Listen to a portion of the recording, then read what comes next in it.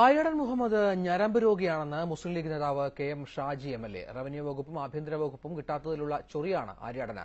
പലതരം ഞരമ്പ് രോഗമുള്ള കടൽക്കിഴവനായ ആര്യാടൻ മുഖ്യമന്ത്രിയെയും കെ.പി.സി.സി പ്രസിഡന്റിനെയും പോയി ചൊറിയട്ടെയെന്നും കെ.എം. ഷാജി പറഞ്ഞു.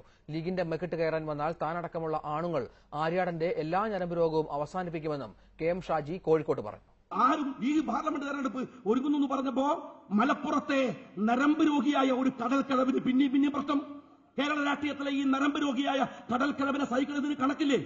ഇയാൾക്ക് നല്ല റവന്യൂ വകുപ്പ് കിട്ടാത്തതിന്, ഇയാൾക്ക് ആഭ്യന്തര വകുപ്പ് കിട്ടാത്തതിന് നിങ്ങൾ പോയിട്ട് ഉമ്മൻചാണ്ടിനെ ചൊറിയടോ, അല്ലെങ്കിൽ കെ.പി.സി.സി പ്രസിഡന്റിനെ ചൊറി. അത് ലീഗിന്റെ മേക്കിട്ട് ചൊറിഞ്ഞിട്ടല്ല ഇയാളുടെ നരമ്പ് രോഗം മാറ്റേണ്ടത്.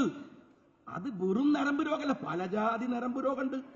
ഒരുമാതിരി കേറ്റം ലീഗിന്റെ മേക്കിട്ട് കയറിയാൽ എല്ലാ പുണ്ണും മാന്തി പുറത്തോട്ടും ലീഗ് രാഷ്ട്രീയ പാർട്ടി. മനസ്സിലാക്കിക്കോളാണ്. അത് നേതാക്കന്മാരൊക്കെ ഒതിയാറക്കത്തിൽ ഇരുന്നോട്ടെ, അതിനെപ്പറ്റി ആൺകുട്ടികൾ പുറത്തു വരണ്ട്, നമ്മളെ ഇറങ്ങും. അതൊന്നും ആര്യാടന് അത്ര സുഖമുള്ള കേസാവില്ല.